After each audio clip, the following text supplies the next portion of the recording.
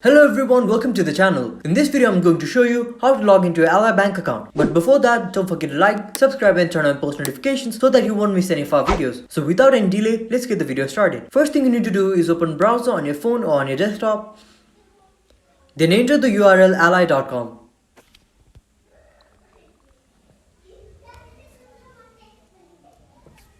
Once you do that, you'll be forwarded to their website and click on the login button at the top right. Then you'll have to choose between the account that you are trying to log into. So choose one. I'm gonna select bank or invest login.